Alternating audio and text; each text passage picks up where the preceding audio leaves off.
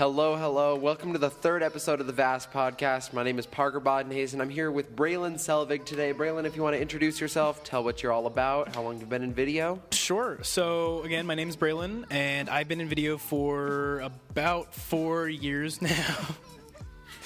Excuse me, sir. Is there an issue?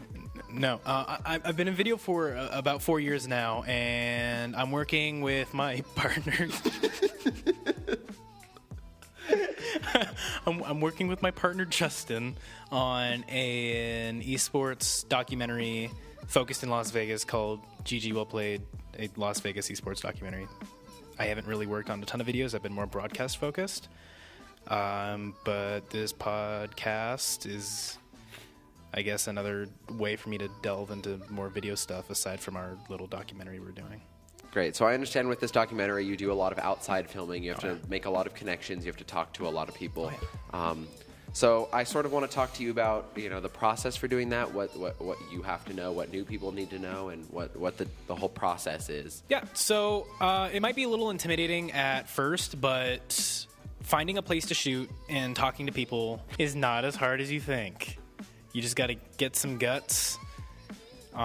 Reach out to a few people. You can, no matter how big the organization or how small the business, feel free to reach out to them. Hey, can I shoot at your place? Can I shoot at the parking lot? Okay, so part of the way we structure this is we do a lot of off the cuff things, but we set up a basic thing. So I already know what joke we're already about to make. So you were saying? It's not hard to reach out to people, no matter what the organization, what the business. I mean, we've reached out to so many organizations that are either centered down on the Strip. We've talked to a few that are in Santa Ana, California. All you got to do is find their email, find their number if they have one, shoot them a quick email, or give them a quick call.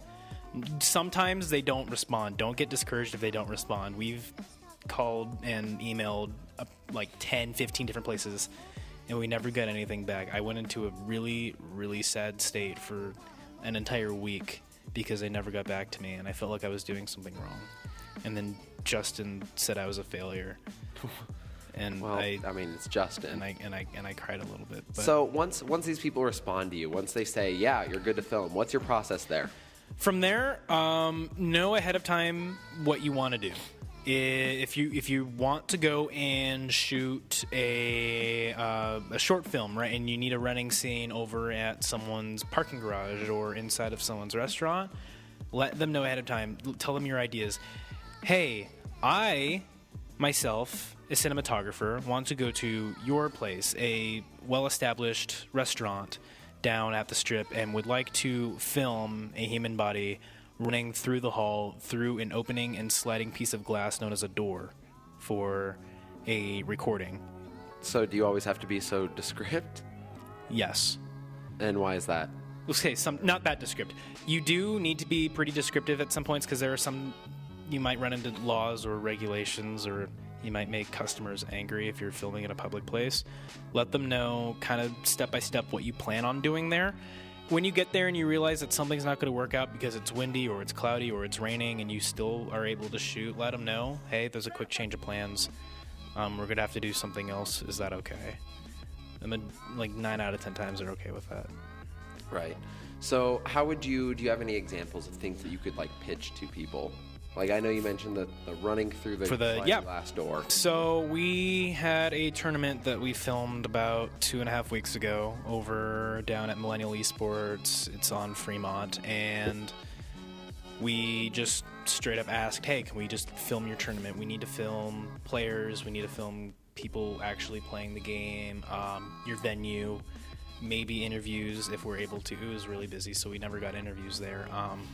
Or interviews if we need them, and that's kind of our, I don't know, I keep hitting the mic. That's kind of our rundown of what we normally ask. We just give them bullet points of, hey, this is what we do. Here's what we want to do, and if you do it in a professional and clear and concise way, you end up making a few buddies that you'll have contacts for in the future. So I'm sure you've heard of the 6 degrees of separation. How would you say that applies in this scenario with setting up locations, getting to know people, things like that? Oh yeah, getting to know, you can know 0 people, and it starts with one person. If you get one contact, which is what we started off with. We started off with one contact, right? Eventually, those people know bigger and bigger people. Like my cousin knows, I don't know if you know who Rick Fox is. He was like an ex-NBA player who owns Echo Fox. They have teams in like Counter-Strike and the league. But he's pretty well known. And that's just kind of interesting. So you don't have to know a whole lot of people if it makes sense. You don't have to know a whole lot of people in order to know a lot of people. So it's just kind of, you meet one person, they lead you to another, they lead you to 5 more. And that's why you need to be professional and kind and friendly and put on your fakest smile as you can when you're talking to them, even if you're having a bad day or you just really don't like them. Because 10 months down the road, maybe 2 years down the road, you're going to realize, okay, I need them. I need them for this. And then they can branch you out to different organizations, different people. Higher up places, I guess, that'll allow you to do a lot more than you could on your own. Okay, fair enough. So once you're on a shoot, say once you're at a location, what would you say is proper etiquette? Because I know a lot of people seem to struggle with this. So, so etiquette and being well-mannered is extremely, extremely important. I can't stress that enough. And why is that? Other than just being a good person, why is being well-mannered really important? Because if you look like an idiot, you're not going to get anywhere. I'm just kidding. You need to have a well-established relationship with whoever you're talking. Like they didn't have to allow you onto their set, onto their location to shoot. The fact that they let you in the first place should already be, enough for them. You got to treat them like a god. You got to be like, okay, yeah, we can do this. Or if you have any questions at all, if you have to think to yourself for one moment, am I able to do this? Ask them first. Because if you start having any questions at all, ask them. Make sure you're okay. Make sure they ask if they need anything. Make sure that they know that you are extremely grateful for using their set. I'm not talking about hogging them and being like, oh my God, I am so thankful. Don't touch my leg. I am so thankful for you letting me be on here. I'm going to tell you every 30 minutes. Don't overdo it. The same way you normally act I shouldn't say that for everyone. The way most people should act in public is the way you should act around your contacts that you've contacted to work on that location. It's going to be night. Teachers and students, please excuse this interruption. This is Mrs. Rosar. At this time, if there are seniors who would like to apply for the Nevada Promise Scholarship, which does guarantee 3 years of free tuition and all of the mandatory fees. At CSN. Before we were so rudely interrupted, you want to finish what you were talking about? What even was I talking about? I don't remember what you were talking about. I don't remember what I was talking about either. I was talking about something. Yeah, free tuition for 3 years at CSN. College of Southern Nevada, Community State College. No thanks. 100% acceptance rate. Everyone gets in there unless... Wait, does CSN really have 100? All community colleges do. Oh. All right, well, I'm going to go to Dixie State. Oh my God, you're getting accepted into Dixie State? Yeah, I know. It's a pretty low chance to get into Dixie State. I know. It's like 1 in 2 zeros. That's like, who even gets in with odds like that, right? Nobody. Yeah, exactly. I actually have a really funny story. One of the managers at the place I work, she got accepted into Dixie State, and she was really happy about it. And like everybody was like, "Oh, good job, good job." Oh my God. Everybody was like, "Oh, good job, good job, good job." And then one of the employees sent a screenshot of Dixie State's acceptance rate. And she was like, "I still got in. It doesn't matter." It's like colleges with like an 80% acceptance rate. Don't even brag if you got in. All right, so before we hop back on topic, I feel like this is a really great time to introduce something that we are ripping straight from Crash Course. Today we're going to see what is behind our beloved picture frame. So every week there's, been a random picture in there. We actually decided to put something in, our logo in it, and let's see what's on the other side today. This is done by Justin Lee, so I never know what's going to be back here. It's always going to be a surprise.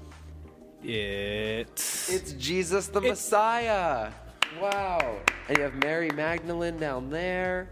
Oh, this is great. Oh, this is... He's just sitting in front of the cross. You know what? This really resonates with me. This is really what I like. In the soul. It really does. Thank you, Justin. Thank you for treating our eyes to this wonderful picture. Oh, it's beautiful. Thank you, Justin. Thank you, Justin. We're going to leave that up for the remainder of the show. Anytime we have a special picture, we are going to flip it halfway through and then leave it up for the remainder of the show. What would be your advice for students who get to their location and then have a really rude owner or a really rude site manager? That's honestly, yeah. It's a lot of people don't know how to deal with that. If you worked in retail at all, doesn't have to be anywhere super specific. Like I work at Albertsons, you work at Bahama Bucks. Yes. Yeah. We deal with rude customers daily. Sometimes we'll have good days without rude customers. Sometimes we won't, and that's okay. But you don't have to work in retail to understand how to deal with someone being rude or being mean towards you and your crew if you're filming with more than one person. The best way I could easily describe how to deal with them, if they're, yelling at you, don't do this, don't do that, just keep your cool, breathe in, out, keep a smile on your face, and just play along with it. You can't win when you're on the visitors side. He owns a place, he runs it, or maybe he's just the manager for the day. There's not really a whole lot you can do, especially when you're going to a small organization that doesn't really have a higher up. He's really the higher up, and then you have to kind of play it as it goes. Just take the hits and still be as respectful as you would to a nice or understanding owner or manager. But there's just really no way around having someone who's just in a sour mood. So.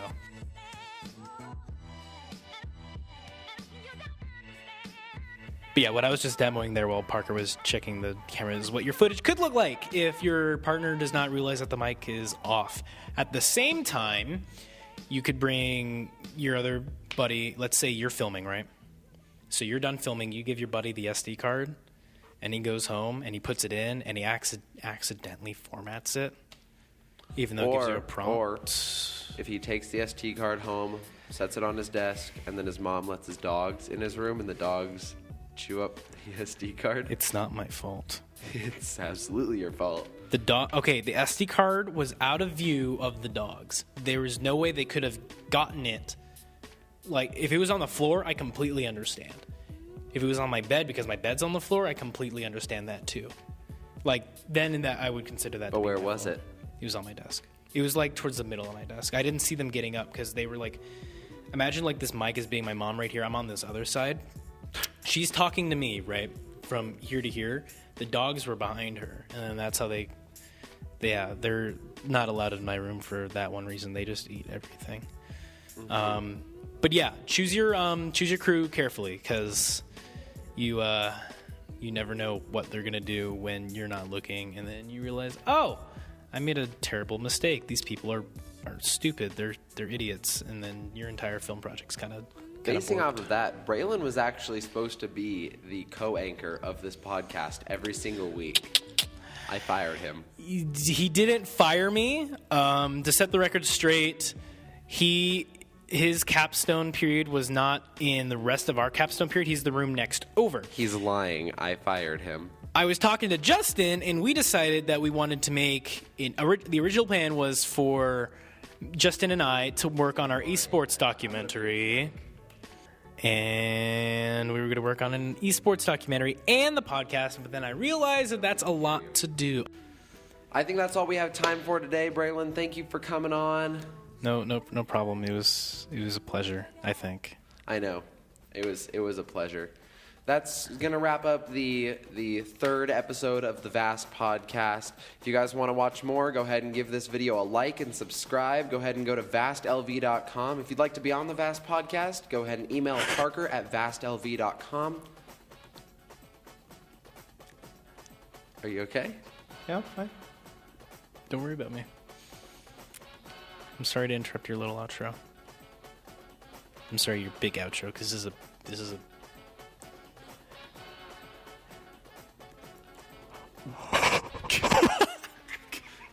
Cut. We're done. I'm out. Okay, this is gross. I'm done.